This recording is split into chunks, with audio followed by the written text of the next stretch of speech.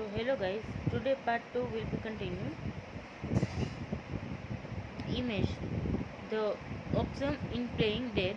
The option plays stupid. Many a predator has therefore left it alone. Who could believe that such an ugly, unintelligent, nervous little creature would be capable of such deception? Authority know how to make use of stupidity. The vicious man plays his card at times. There are occasions when the highest wisdom consists in appearing not to know. You must not be ignorant but capable of playing it. It is not much good being wise among fools and sane among lunatics. He who poses as a fool is not a fool. The best way to be well received by all is to clothe yourself in the skin of the dumbest of brutes. Reversal to reveal the true nature of your intelligence rarely pays. You should get in the habit of downplaying it at all times. If people inadvertently learn the truth that you are actually much smarter than you look, they will admire you more for being distracted than for making your balance show at the start of your climb to the top. Of course, you cannot play too stupid. You may want to let your bosses know in a subtle way what you are smarter than the competition around you. As you climb the ladder, however, you should to some degree try to dampen your brilliance. There is, however, one situation where it pays to do the opposite when you can cover up a deception with a show of intelligence. In matters of smarts as in the most things, appearance are won't count. If you seem to have authority and knowledge, people will believe what you say. They can be very useful in getting you out of a scrape. The art dealer Joseph Duane was once attending a show at the New York home of a tycoon to whom he had recently sold a dealer painting for a high price. Among the guests was a young French art critic who seemed extremely knowledgeable and confident. Want to impress this man, the tycoon daughter showed him the treasure, which had not yet been hung. The critic studied it for a time, then finally said, "You know, I don't think this dealer is right." He followed the young woman as the hurried to tell her father what he said, and listened as the magnate, deeply unsettled, turned to Duane for reassurance. Duane just laughed. How very amusing, he said. Do you realize, young man, that at least 20 other art experts here and in Europe have been taken into and have said that painting isn't genuine, and now you have made the same mistake. He confident tone and air of authority immediate the Frenchman, who apologized for his mistake. Duane knew that the art market was filled with fakes, and that many paintings had been flawlessly ascribed to old masters. He tried his best to distinguish the real from the fake, but in his zeal to sell, he often overplayed a work's authenticity. What mattered to him was that the buyer believed he had brought a deer, and that Duane himself convinced every one of his expertness through his air of inapproachable authority. Thus, it is important to be able to place the professor when necessary and never impose such an attitude for its own sake. So, guys, this is the law number is 21. Place a sucker to catch. A sucker seems dumber than your mark. Next, law number is 22. Use the surrender tactic. Transform weakness into power. Judgment. When you are weaker, never fight for honor's sake. Choose surrender instead. Surrender gives you time to recover, time to torment and irritate your conqueror, time to wait for his power to wane. Do not give him the satisfaction of fighting and defeating you. Surrender first. By turning the other cheek, you infuriate and unsettle him. Make surrender a tool of power. Transgression of the law. The island of Melos is strategically situated in the heart of the Mediator.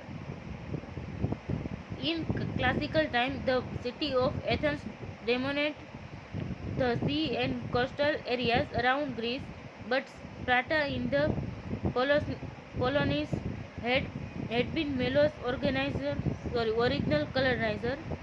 During the Peloponnese War, then the millions refused to ally themselves with Athens and remained loyal to Mother Sparta.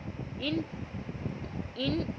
416 BC, the Athenians sent an expedition against Melos before launching all-out attack. However, they dispatched a delegation to pressure the millions to surrender and become an ally rather than suffer devastation and defeat. You know as well as we do, the delegates said that the standard of justice depends on the equality of power to compel, and that in fact the strong to do what they have the power to do, and the weak accept what they have to accept. When the millions respond that this denied and notion of fair play, the Athenians said those in power determined what was fair and what was not. The millions argued that his authority belonged to the gods, not to mortals. Our opinion of the gods and our knowledge of men, replied a member of the Athenian delegation, lead us to conclude that it is a general and necessary law of nature to rule whatever one can. The millions would not bug Sparta, they instead would come to their defense. The Athenians countered that the Spartans were a conservative, practical people and would not help Melos because they had nothing to gain and a lot to lose by doing so. Finally, the millions began to talk of honor and the principle of resisting brute force. Do not be led astray by a false sense of honor, said the Athenians. Honor often brings men to reunion when they are faced with one obvious danger that somehow affects their pride. There is nothing disgraceful in giving way to the greatest city in Hellas when she is offering you such reasonable terms. The debate ended. The millions discussed the issue among themselves and decided to trust in the aid of the Spartans, the will of the gods, and the rightness of their cause. They politely declined the Athenians' offer. A few days later, the Athenians invaded Melos.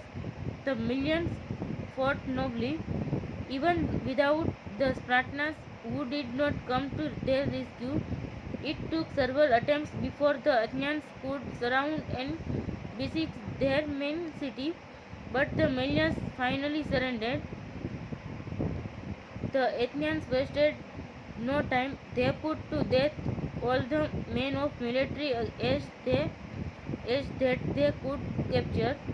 They sold the women and children as slaves, and they repluted the, the island with their own colonists.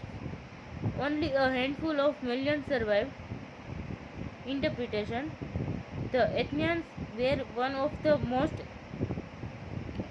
eminently practical people in history, and they made the most practical argument they could with the Melians.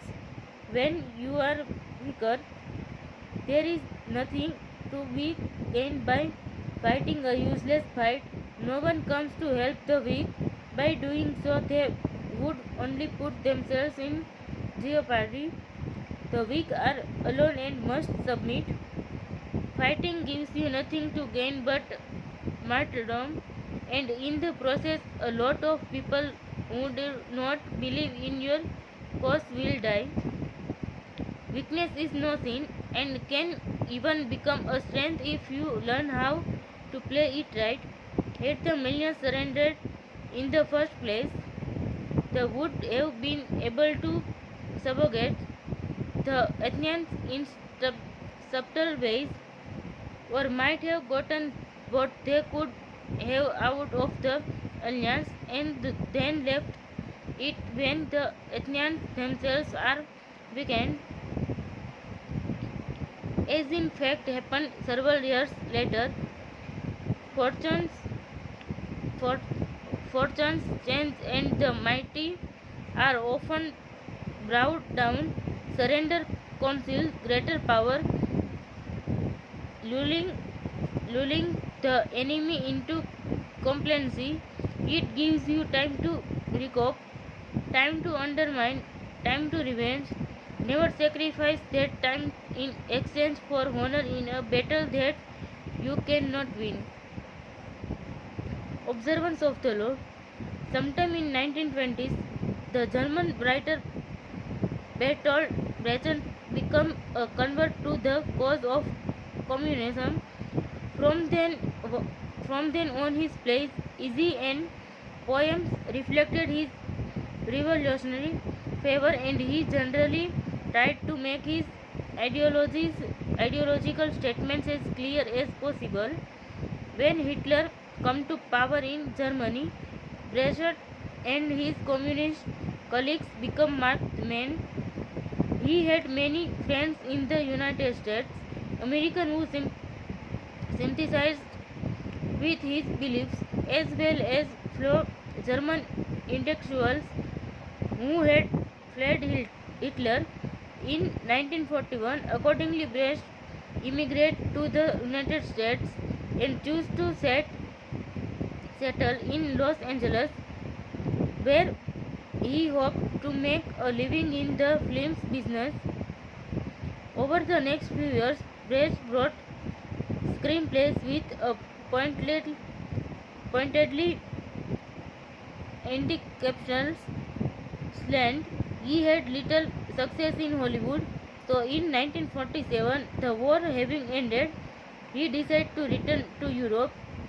That same year, however, the US Congress House Un-American Activities Committee began its investigation into supposed communist infiltration in Hollywood.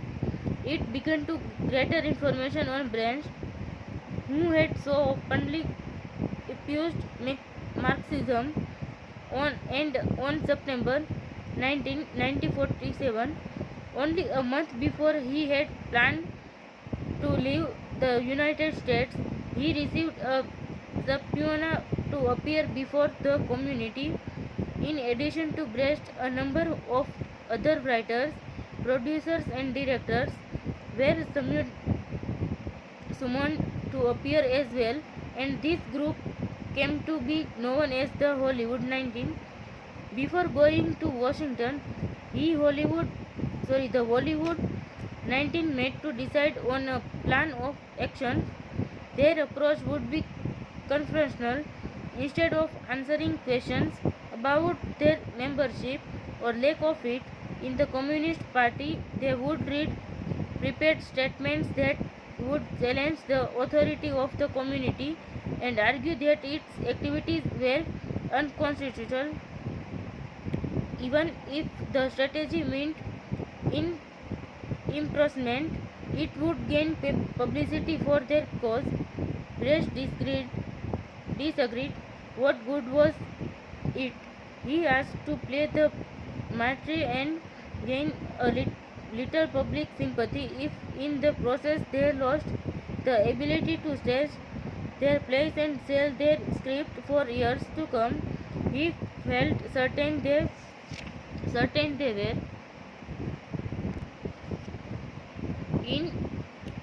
In 473 BC, in ancient China, King Gozyan of US suffered in horrible defeat from the ruler of Yu in the Battle of Fuzhou.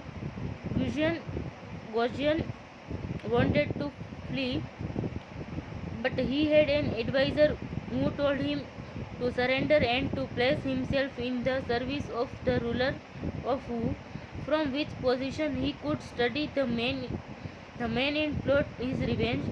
Deciding to follow this advice, Gozyan gave the ruler all of his riches and went to work in his conqueror's stables as the lowest servant. For 3 years he humbled himself before the ruler, who then finally, satisfied of his loyalty, allowed him to return home. Inwardly, however, Gozyan had spent those 3 years gathering information and plotting revenge. When a terrible drought struck Wu and the kingdom was weakened by inner turmoil, he raised an army, invaded and won with ease. That is the power behind surrender. It gives you the time and the flexibility to plot a devastating counter blow. Had Gozyan run away, he would have lost his chance. When foreign trade began to threaten Japanese independence in the mid 19th century, the Japanese debated how to defeat the foreigners. One minister, Hota Miyashi, wrote a memorandum in 1857 that influenced Japanese policy for years to come. I am therefore convinced that our policy should be to conclude friendly alliance, to send ships to foreign countries everywhere and conduct trade, to copy the foreigners where they are at their best and so repair our own shortcomings, to foster our national strength and complete our armaments, and so gradually subject the foreigners to our influence until in the end all the countries of the world know the blessings of perfect tranquility and our hegemony is acknowledged throughout the globe. This is a brilliant application of the law. Use surrender to gain access to your enemy. Learn his ways. Institute yourself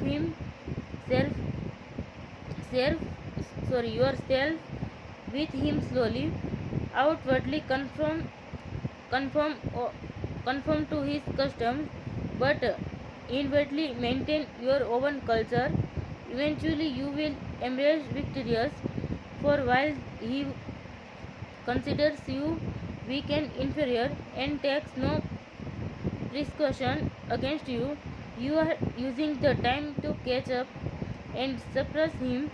This soft, preamble form of invasion is often the best, for the enemy has nothing to react against. prepare for of resist, and had Japan resist Western influence by force, it might well have suffered a devastating inva- invasion that would have permanently altered its culture. Surrender can also offer a way of mocking your enemies, of turning their powers against them, as it did for Brett Milan Kundra's novel The Joke, based on the author's experience in the penal camp in Kazia, Slovakia, tells the story of how the prison guards organized a rally race guards against prisoners. For the guards, this was a chance to show off their physical superiority. The prisoners knew they were expected to lose, so they went out of their way to oblige, meaning exhausted actions, action while barely moving, running a few yards and collapsing, limping, jogging ever so slowly while the guards raced ahead at full speed, both by joining the race and by losing it. They had obeyed the guards obediently by their obedience, had mocked the event to the point of running it. Obedience, surrender was here and way to demonstrate superiority in a reverse manner. Resistance would have engaged the prisoners in the cycle of violence, lowering them to the guards' level. Overbeing the guards, however, made them ridiculous, yet they could not rightly punish the prisoners who had only done what they asked. Power is always in flux, since the game is by nature fluid and an arena of constant struggle. Those with power almost always find themselves eventually on the downward swing. If you find yourself temporarily weakened, the surrender tactic is perfect of raising yourself up again. It disguises your ambition. It teaches you petition and self-control, key skill in the game, and it puts you in the best possible position for taking advantage of your operational sudden slide. If you run away or fight back in the long run, you cannot win. If you surrender, you will almost always embrace victorious. Image an oak tree, the oak that resists the wind loses its branches one by one, and with nothing left to protect it, the trunk finally snaps. The oak that bends leaves longer, its trunk growing wider, its root deeper and more tenacious. Authority. The have heard that it hath been said, an eye for an eye and tooth for a tooth. But I say unto you that ye resist not evil, but whosoever shall smite thee on thy right cheek, turn to him the other also. And if any man will sue thee at the law, and take away the coat, let them have thy cloak also. And whosoever shall compel thee to go a mile, go with him twain. Reversal. The point of surrendering is to save your hide for a later date when you can resort yourself. It is precisely to avoid martyrdom that one surrenders, but there are times when the enemy will not relent, and martyrdom seems the only way out. Furthermore, if you are willing to die, others may gain power and inspiration inspiration from your example. Yet martyrdom surrender reversal is a messy annexed tactic and is as violent as the aggression it combats. For every famous martyr, there are thousands more who have inspired neither a religion nor a rebellion, so that if martyrdom does sometimes grant a certain power, it does so unpredictably. More important, you will not be around to enjoy that power, such as it is. And there is finally something selfish and arrogant about martyrs, as if the flat their followers were less important than their own glory. When power deserts you, it is best to ignore this loss reversal. Leave martyrdom alone. The pendulum will swing back your way eventually, and you should stay alive to see it. So guys, this is law number is 22. Use the surrender tactic. Transform weakness into power. So guys, next is law number 23. Concentrate your force. First of all, judgment. Conserve your force and energies by keeping them concentrated at their strong point. You gain more by finding a rich mine and mining it deeper than by flitting from one shallow mine to another. Instead, it defeats extensity every time when looking for source of power to elevate you. Find the one key pattern. The fat cow will give you meat for a long time to come. Translation of the law. In China in the early 6th century BC, the kingdom of Wu began a war with the neighboring northern province of the Middle Kingdom. Wu was a growing power, but it lacked the great history and civilization of the Middle Kingdom. For centuries, the center of Chinese culture. By defeating the Middle Kingdom, the king of Wu would instantly raise his status. The war began with the great fanfare and several victories, but it soon broke down. A victory on one front would leave and Wu armies vulnerable, and another, the king's chief minister and advisor, would Hsu warned him that the barbarous state of Ye to the south was beginning to notice the kingdom of Wu's problems and had designed to invade. The king only laughed at such worries. Or, sorry, one more big victory and the great Middle Kingdom would be his. In the year 490, Would Hsu sent his son away to safety in the kingdom of Qin.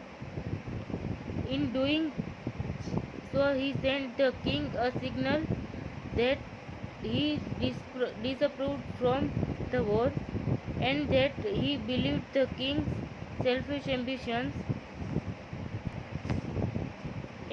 was leading Wu to ruin. The king, sensing betrayal, lashed out at his minister, accusing him of a lack of loyalty, and, in a fit of anger, ordered him to kill himself. Would you avoid his king? But therefore he plunged the knife into his chest. He cried, "Tear out my eyes, O king, and fix them on the gate of wood, so that I may see the triumphant entry of you." As Wood had predicted, within a few years a huge army passed beneath the gate of Wu. As the barbarians surrounded the place, the king remembered his minister's last words and felt the dead man's dismembered eyes watching his disgrace. Unable to bear his shame, the king killed himself, covering his face so that he would not have to meet the reproachful gaze of his minister in the next world. So, guys, part 2 will be continued tomorrow. Thank you.